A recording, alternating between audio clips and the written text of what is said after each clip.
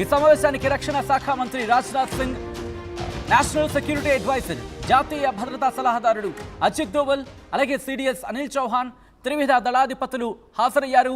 పాక్ యుద్ధ సన్నాహాలు, తీవ్రవాదుల కదలికలపై చర్చ జరిగింది. ఇండియా భవిష్యత్ కార్యాచరణకు వ్యూహరచన జరిగిందా అంటే అవుననే మాట వినిపిస్తోంది.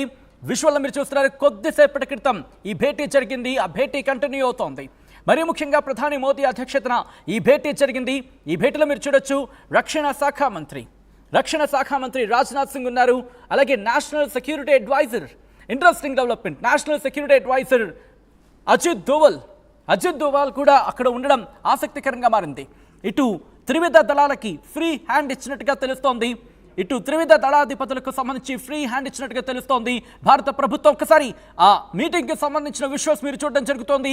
ఆర్మీ, నేవీ, ఎయిర్ ఫోర్స్కి సంబంధించిన త్రివిధ దళాధిపతులు అక్కడ ఉన్న ఆ విజువల్ మీరు చూడడం జరుగుతోంది. వీళ్లతో పాటు సిడిఎస్ అనిల్ చౌహాన్ కూడా ఈ భేటీలో ఉన్నారు. ఇంట్రెస్టింగ్ డెవలప్మెంట్, ఏదో పెద్ద డెవలప్మెంటే జరగబోతోందా? మీరు చూడొచ్చు, చాలా సీరియస్గా జరుగుతోంది ఆ భేటీ.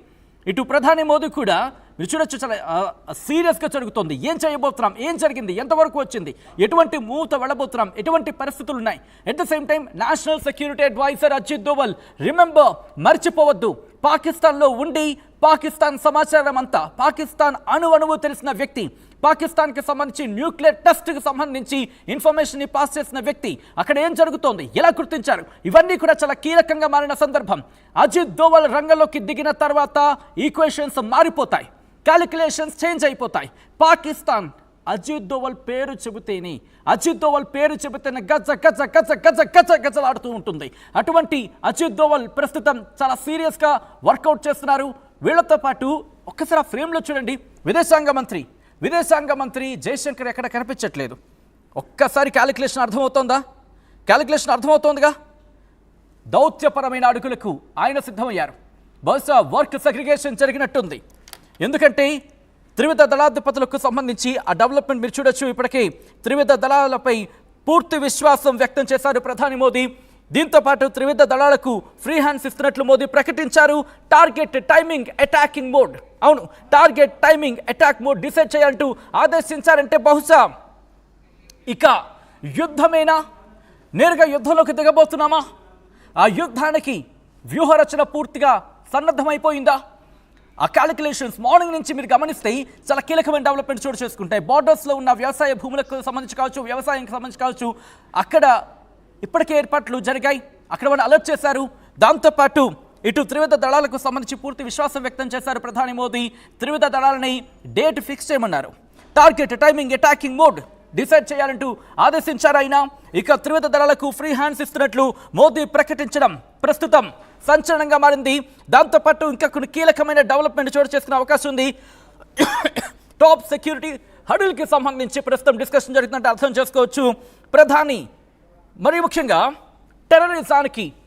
టెర్రరిజం మీద ఒక తీవ్రమైన దాడి జరగాలి, టెర్రరిజంని పూర్తిగా అంతమందించేలా మీరు ముందుకు వెళ్ళినట్టు ఇటు త్రివిధ దళాలకు ఆయన ఆదేశించినట్టుగా తెలుస్తోంది. ఇప్పుడు ఆ భేటీ పూర్తిగా వస్తోంది. మరి కాసేపట్లో కీలకమైన డెవలప్మెంట్ జరిగే అవకాశం కనిపిస్తోంది. ఎందుకు ఈ ఈక్వేషన్స్ ఒక్కసారి మార్నింగ్ నుంచి మీరు పరిణామాలు చూస్తూ ఉంటే, పెహల్గామ్కి సంబంధించి కొన్ని ప్రాంతాల్లో అక్కడ షాప్స్ని క్లోజ్ చేస్తున్నారు. దాంతోపాటు ఇటు బార్డర్లో ఉన్న ఆ బంకర్కి సంబంధించి, బార్డర్లో ఉన్న గ్రామాలకి బంకర్ని క్లీన్ చేసుకోమన్నారు, శుభ్రం చేసుకోమన్నారు, ఏర్పాట్లు చేసుకోమన్నారు. ఏ క్షణమైనా షెల్లింగ్ జరిగితే కనుక వాళ్ళు వెంటనే ఆ బంకర్లోకి వెళ్ళిపోవాల్సి ఉంటుంది. దాంతోపాటు ఇప్పటికే యుద్ధ విన్యాసాలకు సంబంధించి మనం చూసాం. విక్రాంత్తో పాటు ఫైటర్ జెట్స్ కావచ్చు, లేకపోతే మిలిటరీ కావచ్చు, బోర్డర్ సెక్యూరిటీ ఫోర్స్కి సంబంధించి అలర్ట్ అయిన సందర్భాన్ని చూసాం. దాంతోపాటు ఆర్మ్డ్ ఫోర్సెస్కి సంబంధించి ఇప్పటికీ కొంతమందికి సెలవులను రద్దు చేస్తుంది భారత ప్రభుత్వం. విధుల్లో ఉండాలంటూ ఆదేశాలు జారీ చేసిన పరిస్థితి. సో ఒక యుద్ధ వాతావరణం కనిపిస్తోంది. దౌత్యపరంగా ముందుకు వెళుతున్నాం. ఇటు విక్రాంత్ని రంగంలోకి దించాం, ఐఎన్ఎస్ సూరత్ని రంగంలోకి దించాం, ఐఎన్ఎస్ సాగర్ని కూడా రంగంలోకి దించాం. డేట్, టైము, అటాకింగ్ మోడ్ మీరే ఫిక్స్ చేయండి. ఎందుకంటే మాకన్నా మీకే బాగా తెలుస్తుంది, మాకన్నా మీకే బాగా అంచనా ఉంటుంది. మీరు ముందడుగు వేయండి, మీ వెనకాల మేము ఉంటాం. ఈసారి అడుగు మీది ముందు ఉండాలా, మీ వెనకాల ఉండేది మేము. ముందుకు వెళుతూ ఉంటాం. అడుగులు మీరు వేయండి, కదం మీరు తొక్కండి. పూర్తి మద్దతు, ఇటు యావత్ భారతావని మద్దతు మీ వెనకాల ఉంటుంది.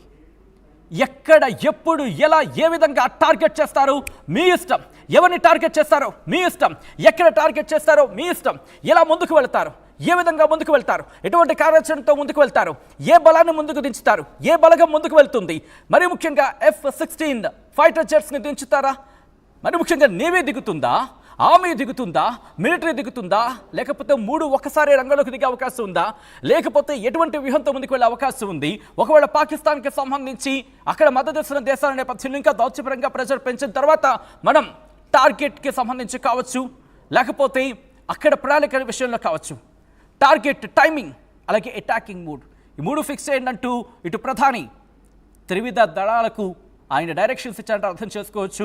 ఈ నేపథ్యంలో ఎటువంటి డెవలప్మెంట్ చోటు చేసుకునే అవకాశం ఉంది తెలుసుకునే ప్రయత్నం చేద్దాం. మా ప్రతినిధి రామ్దాస్ అప్డేట్స్ అందించేందుకు సిద్ధంగా ఉన్నారు. రామ్దాస్, ఇప్పుడు త్రివిధ దళాలకు డైరెక్షన్స్, ఇన్ఫాక్ట్ ఆయన ఫ్రీ హ్యాండ్ ఇచ్చేశారు ప్రధాని మోదీ. ఎటువంటి డెవలప్మెంట్ చోటు చేసుకునే అవకాశం ఉంది రామ్దాస్? ఏం లేదు, దెబ్బకు దెబ్బ తీయాలి, ఇదే కాన్సెప్ట్. సింగిల్ ఎజెండాతో ప్రధాని మోదీ నివాసంలో సమావేశం కొనసాగుతోంది. ఇప్పుడే కీలక సమావేశం ప్రారంభమైంది. ఇక ఈ సమావేశానికి త్రివిధ దళాధిపతులు హాజరయ్యారు. వీటితో పాటు రక్షణ మంత్రి రాజ్నాథ్ సింగ్, అలాగే ఎన్ఎస్ఏ అజిత్ దోవల్, భద్రతా సలహాదారు అజిత్ దోవల్ హాజరయ్యారు. అలాగే chief defence staff CDS Anil Chauhan హాజరయ్యారు. ఈ సమావేశంలో అంటే మిలిటరీ అధిపతి అనిల్ చౌహాన్ హాజరయ్యారు. అంటే భారత ప్రభుత్వం తీసుకున్న నిర్ణయాలు, వాటికి సంబంధించిన అసలు ఎలా ఉన్నాయి, ఎట్లా ఇంప్లిమెంట్ అవుతున్నాయి, ముఖ్యంగా మొన్న తీసుకున్న నిర్ణయాలు ఎలా, దాని ఫలితాలు ఎలా వస్తున్నాయనే సంబంధించి ప్రధానంగా డిస్కస్ చేస్తున్నట్టు తెలుస్తుంది. ఇక ముఖ్యంగా ఇప్పుడు భద్రతా బలగాల మోహరింపు అంశాలకు సంబంధించి ఏ రకంగా ఉండాలనేది చర్చ జరుగుతుంటుంది. దీంతో పాటు ఇక మళ్ళీ అమర్నాథ్ యాత్ర కూడా ప్రారంభం కాబోతుంది. ఎందుకంటే అమర్నాథ్ యాత్ర చాలా కీలకమైంది. అమర్నాథ్ యాత్రకు ముందే ఇప్పుడు ఈ పహల్గామ్ ఘటన జరగడం ఒక్కసారిగా అలజడి దిగింది. ఇప్పుడు మళ్ళీ అమర్నాథ్ యాత్రలో కనుక ఏదైనా కవ్వింపు చర్యలు పాల్పడబోతుందా పాకిస్తాన్? అట్లాంటి పరిస్థితులు ఉంటే కనుక ఎలాంటి చర్యలు తీసుకోవాలి, సో ఎలా తిప్పి కొట్టాలి అంటూ ఈ సమావేశంలో డిస్కస్ ప్రస్తుతం కొనసాగుతుందని తెలుస్తుంది. ఓవైపు రక్షణ పరంగా దెబ్బ కొడుతుంది, మరోవైపు దౌత్యపరంగా ప్రపంచ దేశాల ఎదుట పాకిస్తాన్ ఇరుకున పెట్టాలా, ఎలా దెబ్బకు దెబ్బ తీయాలనే అంశాలపైన ప్రముఖంగా చర్చలు జరుగుతున్నట్టుగా తెలుస్తుంది. సో ప్రధాని నివాసంలో ప్రస్తుతం ఇంకా భేటీ అయితే కొనసాగుతుంది. పహల్గామ్ ఉగ్రదాడి తర్వాత పాకిస్తాన్ సరైన ప్రతిస్పందన ఇస్తామని కేంద్రం వార్నింగ్ ఇచ్చింది. ఆ నేపథ్యంలోనే ఇప్పుడు ఈ భేటీకి అయితే ప్రాధాన్యత సంతరించుకుంది. ఇదైతే కంప్లీట్ గా మన నేషనల్ సెక్యూరిటీ సంబంధించి, జాతీయ భద్రత సంబంధించి యొక్క అత్యున్నత నిర్ణయాధికార సంస్థ అయినటువంటి cabinet committee on security CCS భేటీ జరిగిన తర్వాత కొన్ని రోజులకి ఈ సమావేశం జరుగుతుంది. అంటే రేపు మళ్ళీ సిసిఎస్ భేటీ ఉంది. బహుశా ఈ వారంలో ఇది రెండవది. రేపు కూడా మళ్ళీ ఆ అత్యున్నత స్థాయి సమావేశం రేపు జరగబోతుంది. దానికి ముందు ఇవాళ ఇప్పుడు డిఫెన్స్ మినిస్టర్ తో, త్రివిధ దళాధిపతులతో, దాంట్లో మిలిటరీ అధిపతి కూడా ఉన్నారు, అలాగే ఎన్ఎస్ఏ ఉన్నారు. వీళ్ళంతా కూడా మాట్లాడుతున్నారు. ఇప్పటికే అసలు ఏంటి, మనం ఎలాంటి వ్యూహాలతో ముందుకెళ్ళాలి, ఏ నిర్ణయం తీసుకోవాలి, ఇప్పటిదాకా జరిగింది ఏంటి, ఇక ముందు మనం చేయబోయేది ఏంటి,